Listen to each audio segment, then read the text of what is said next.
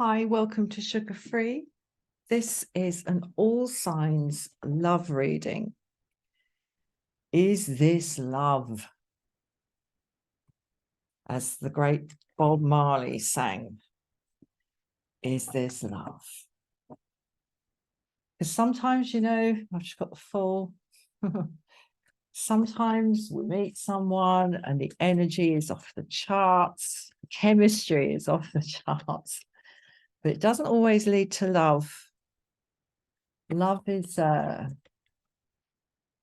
strange kind of cocktail of need and devotion. So is it love? Let's have a little look, because it can be all sorts of other things as well. People bring themselves into these settings. We bring ourselves into them with all our unconscious preconceptions and our habits, our sort of well-worn interpretations of things. So I'm just going to shuffle one more time here. I'm shuffling here the, dropped a note, going to shuffle more again. This is the major arcana of the ancient Italian tarot. Very nice, which I now need to shuffle again. And over here, I've got the minor arcana of the Rider-Waite split into its suits. So I'm going to pull 3 from the major arcana to look at the immediate energy, the hidden energy, and the bigger energy, and like the potential. The kind of the bigger picture, the big pattern, the zoom out. So we zoom in, and then we have the kind of prism, if you like, of the second card, leading to the bigger, clearer, clarified picture of the third card. So no further ado, let's split the deck. Okay, right, we've got Death in the reverse, we've got the Tower, and we've got Temperance. Okay, well, if you're waiting for something to change, it will. And I guess the very nature of waiting for something to change, which is what I'm seeing in Death in the reverse here.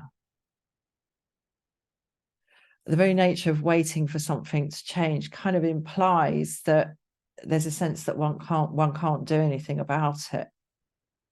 And, sometimes what we're waiting for is some sort of growth in ourselves so we can see things and manage things and like navigate things in a different way.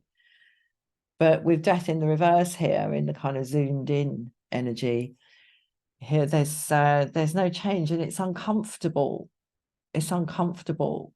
You're sort of wanting something to sort of come to.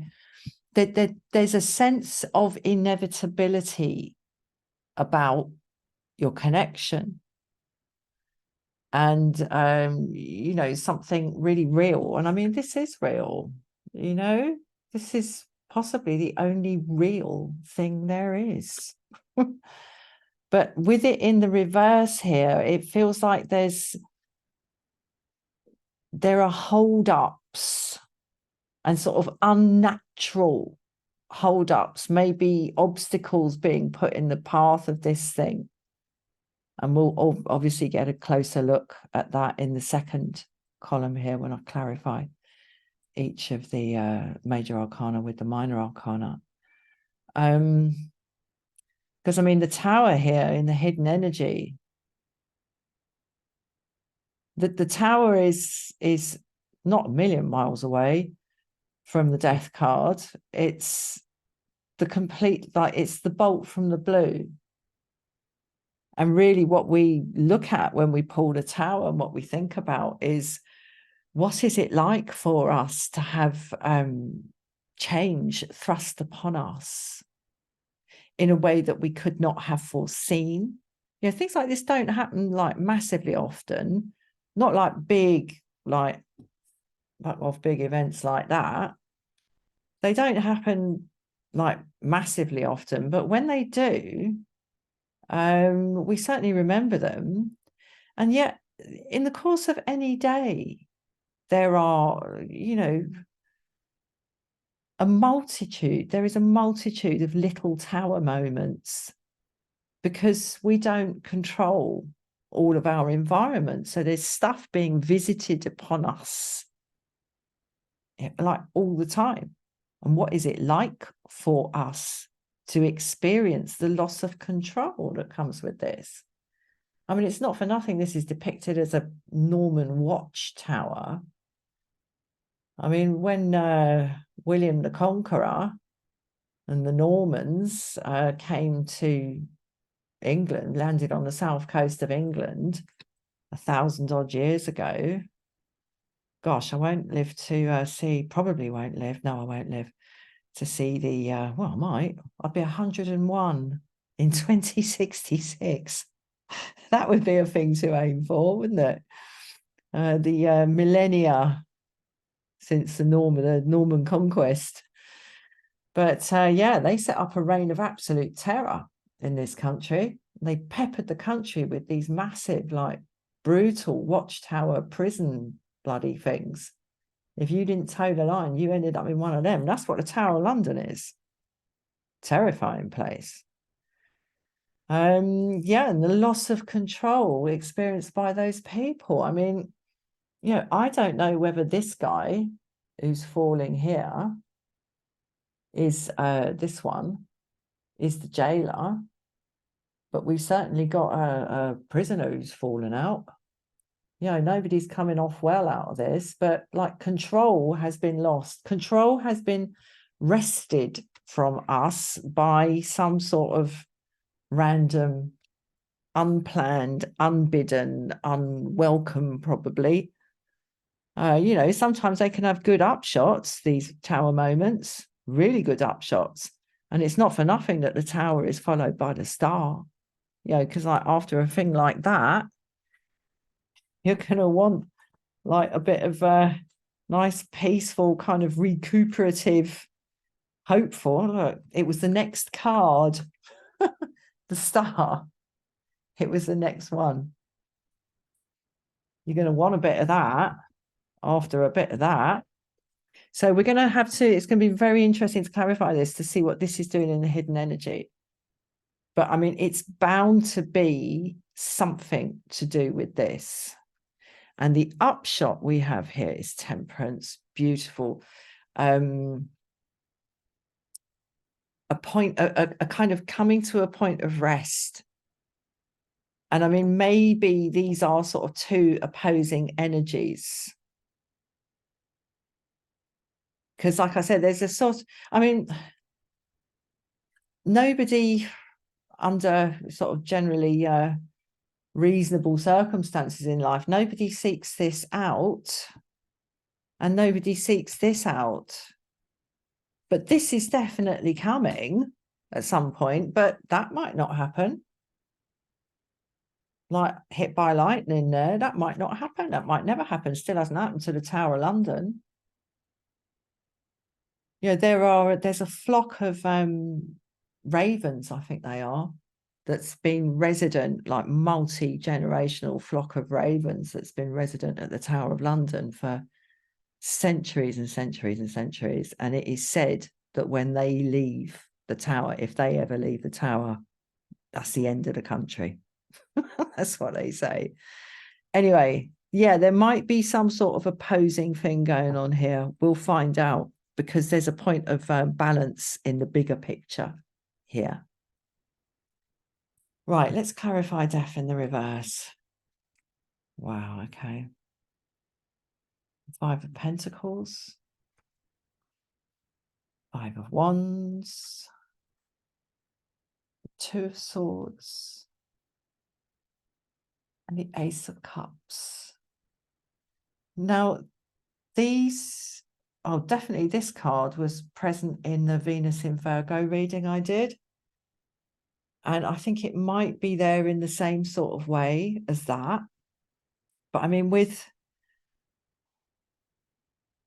there's a sense here that the capacity for connection, the capacity to actually kind of, the inner resources, enough to give. There is a sense here that there is not enough to give in the Five of Pentacles in this connection. There's not enough to give. Someone hasn't got enough to give. Someone is impoverished. And it's a blocker.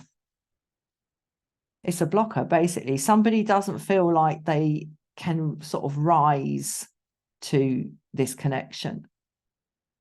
They feel like you're above them, okay? Or there's a sense that one person is perceived as being sort of superior to the other. And believe you me, when that is in place in a relationship, and it is only, or in a connection, and it's only an impression, it's only an interpretation of things, a way of seeing things, and it only takes one person to kind of delineate the power in a relationship where one has more, where one is basically superior and better to the other. It only takes one person to believe that about the connection, and it's a blocker.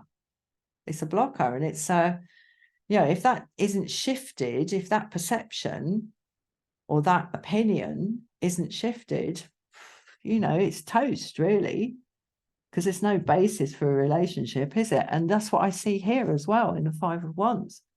These equally matched, equally armed lads here, sort of, there are no winners here, and there are no losers. And we've got a dichotomy going on here as well in the Two of Swords. The thinking on this, on the part of someone in this connection, goes two ways. And it's about this. And I mean, the whole reason this is so uncomfortable, this Five of Pentacles and this Five of Wands, and I have to say in this reading, this Two of Swords, it's so uncomfortable. And the reason it's so uncomfortable is because this is present in this connection.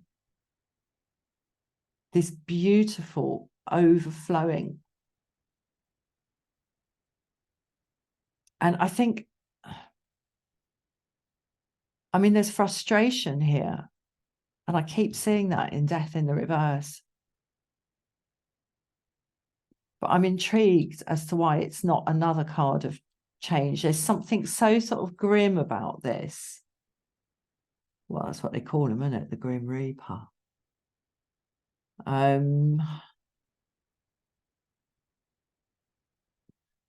This person or somebody in this connection is really, really not happy about this.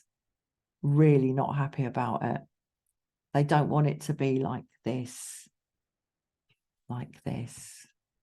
They want it to be like this. But they don't feel like they are good enough. They're sort of, they're unable to form connections that don't have this element of superiority and inferiority to it. There's a childlike energy to this for me. This is someone who can't just deal with people on the level because they're still a child. And there's something down in the roots of them that hasn't grown up, hasn't matured. But that doesn't mean that there isn't a whole heap of like emotional like energy in this thing. But it's this inability to to engage without trying to sort of measure one against the other. And that's what I see here in the Two of Swords. And that is not a really kind of useful thing to have in the context of the wish to form a happy connection with someone. It's not useful, all that. But this might be. Let's have a look. And the reason I say that is because this is a sort of all bets are off card. Because, if that prisoner and that jailer, presuming that's what he is, and look, I think there's someone left at the top there in that window going, oh, shit. If they survive this like rapid, unscheduled disassembly here, once they're off into the like country, who's going to know whether they're the jailer or the prisoner? These things can set us free, you see. Let's see what we've got. Okay, it's brewing up for it. It's brewing up. What I'm seeing in this today is this is acting like a dynamo, all right? These two pentacles and this movement. There's an energy build up here. And this reminds me today, this sea in the background reminds me today of a little reel I watched. It was a dramatization, but it was a thing about tidal waves. There was a tidal wave coming, well, a tsunami. And yeah, very powerful images. But yeah, something's building up here. This kind of this tension between these four cards and this Ace of Cups is sort of building up this like sort of energy in the system, which is exactly what happened in the cloud before that bolt of lightning struck out there, out the blue. Right, let's have a look.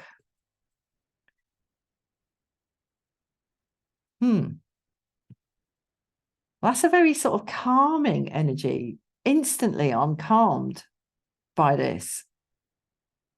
Whatever happens here, like kind of, it's not, it might be a bit of a surprise, all right? But there are opportunities that come from this. I did say these things can set us free. And that's what I'm seeing here. You know, these tower moments, tower events can set us free, even though they're like pretty shocking in and of themselves. And, you know, the key thing is to see them for what they are and just like grit your teeth through the shock and then work out what to do. And that's what I see happening here. It's very nice. It's very nice. And this suggests to me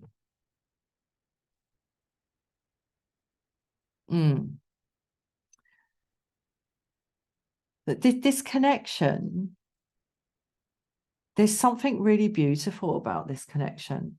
This is suddenly coming through to me because it's supported. Like it's not just some nasty sort of random like flinging together of human beings. There's something really really lovely about it. And you know, that's no surprise when you got the Ace of Cups on the table. It's held this thing, it's supported it. It's really, really nice. And gifts of opportunity come from this, but I need to read on. And oh man, look, now we've got the Ace of Swords.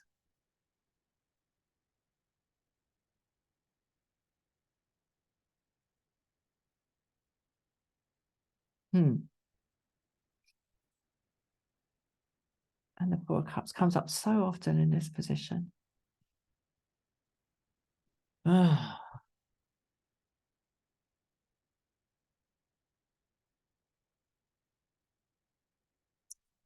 Right. This person or someone in this connection, there's a foregoing here, and there's a very clearly thought out and in the right company, in the right circumstances, verbally expressed rationale going on here for this, like, refusal to take this. And it's not that they don't want it. It's not as simple as that, because they do. There is, you know, this is a really beautiful, really tender connection. And that loveliness and that tenderness has shown itself at times, which is why you're here, you know, because it's still there. And that tenderness has appeared. Look at it. There it is. Oops, sorry. Like that is that. Someone here is waiting. All right. Someone here is waiting and sort of hoping. And I've got to say, when the death card first came out in the reverse, I wanted to say it, but I'd said it in a different reading, but it popped up again, which is this sort of longing for change, really, really, really wanting things to change, like sick to death of this. And I mean, maybe today this column is sort of like a prayer and a reason and a response to those prayers on the part of someone in this connection, in order to sort of justify just sitting and just absolutely not engaging, and going over it and over it and over it. And we see that here in the 2 as well. Like this sort of lancing of it, like slicing it open again and again and again here, and sort of looking at other things, looking at just wanting change. But that doesn't work, does it? If we just wait for circumstances to sort of, I don't know, chuck us a bone or just kind of blow everything up and sort of twiddling the thumbs and this build up of energy here. Let's see what happens here, because I don't know, it's almost like it's sort of moving backwards, this row. Let's see what we get here on the Temperance. Well, another card of patience and stasis, the 7 of Pentacles. The 9 of Wands, not a lot of movement there either. Ooh, 7 of Swords. Yep, I'm just like being like that for dramatic effect. And the 8 of Cups.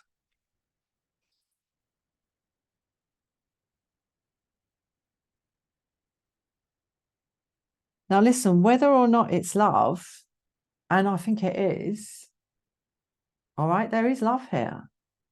No question. I'm not even like distributing it in different proportions on one side or the other. I don't know. This could all apply to you as well. That I don't think it seems to be the point of what's come out here, because there's so much kind of dejection here in the 5 of Pentacles, and this like stupid and really unhelpful kind of perspective on connections in terms of who's on top, like who's in a strong position, who's powerful and who's vulnerable. And here, like, it's me, it's them, it's me, it's them, it's me, it's them. And all the while, this is just bubbling and bubbling, this beautiful spring of love, but it can't.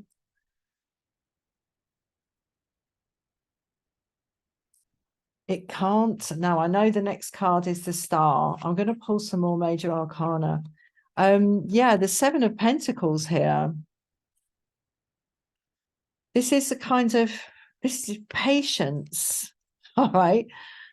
But it bleeds into this kind of walled off energy here of the 9 of Wands. Oh man, I just shuffled it, and now it's at the bottom. It's coming out. I'm going to get another one as well. Yeah, there's a kind of encrustation process going on here in the 9 of Wands. with all this quietness and immobility here, and this sort of observing and not moving, not acting. I mean, she's moving, but by God, she's moving with full attention. You know, there's nothing abandoned about this. There's plenty abandoned about all this. He's not moving at all. As I say, this kind of carapace building up here in the Nine of Wands, like accompanied by, I would say, secretiveness in the Seven of Swords. I'm not seeing any kind of like overt malintent here in the Seven of Swords in this reading today, but I am seeing someone who keeps stuff to themselves and is very kind of practiced in that. It's habitual. It's just a sort of, you know, getting on for a character trait. And the trouble with that is when that's in combination with the Nine of Wands, you've got someone who's sharing or not sharing information, or expressing or not expressing how they feel, or delineating or not delineating what they think.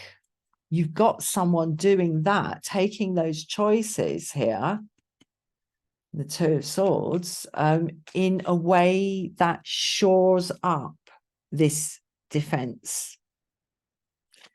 And the upshot of that is the Eight of Cups. You know, that's abandoning something. But it's the different sort of abandon, isn't it? You know, that is just keeping your kind of your assets to yourself. And I see that from the red cloak and the red boots. You know, you didn't have bright colors like that in those days unless you had money. You know, if you were poor, you were drab, right? You know, taking all your resources with you, not sharing, basically, and moving away.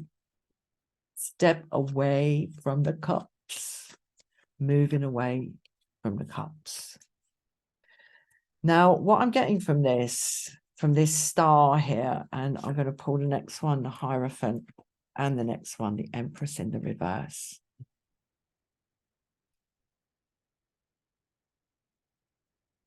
Right.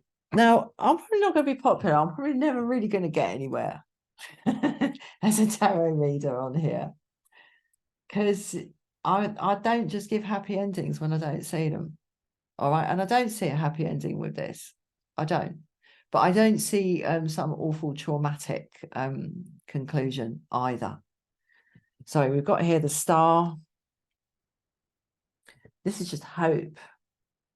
And no matter what, keeping going, keeping going, keeping going, even when this has happened.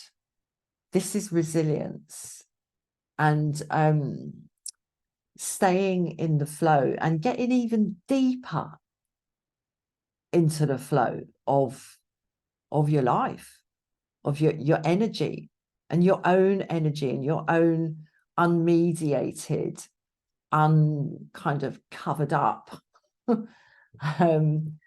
energy, natural, free, because you know where you're going. You're following the star and you're working with the source, as we see here. I mean, we've got the two vessels over here in Temperance, and it's the same two vessels.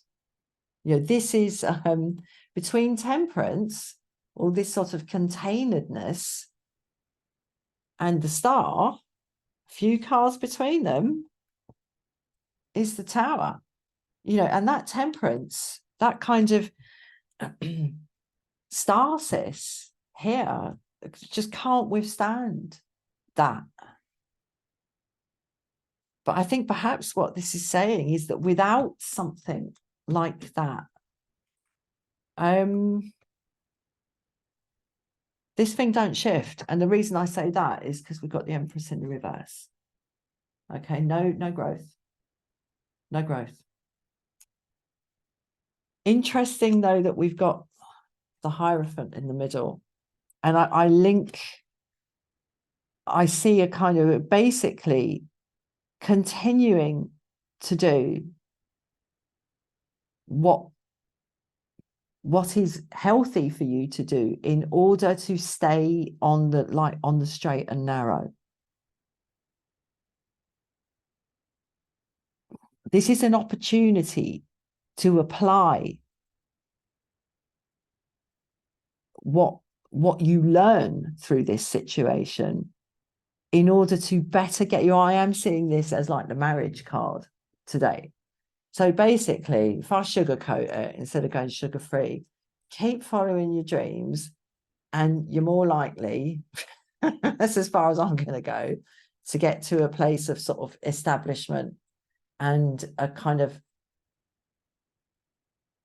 an established public spiritual connection. And, a connection that works for you as an individual, and not just a connection that kind of sparks off your endocrine system. It's like an animalistic thing, isn't it? Sometimes just like the smell of someone, But I'm not seeing it here. I'm not seeing it developing into this. However much of this there is. I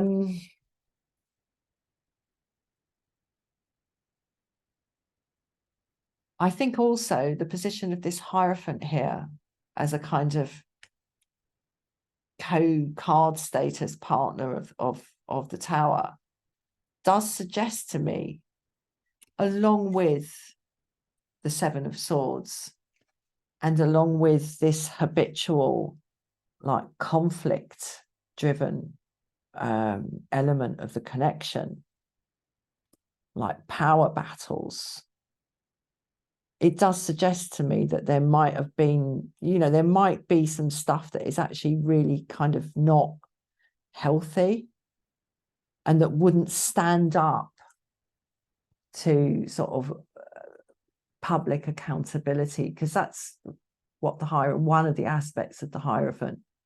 This is the performative politicization of the moral and the spiritual, kind of walking the talk on that front and kind of expressing who one is in the collective in terms of your moral kind of positioning. And, I do wonder, from the presence of that here, especially being followed by the Empress in the reverse, whether, sod it, I'm going to say it, whether this whole thing would be better left alone. I'm ever so sorry. Sugar-free. That's what I'm saying. All right. Okay. Don't forget to like, share, and subscribe. Some chance of that. Thank you for watching. Good luck. I'll see you again soon. Bye-bye.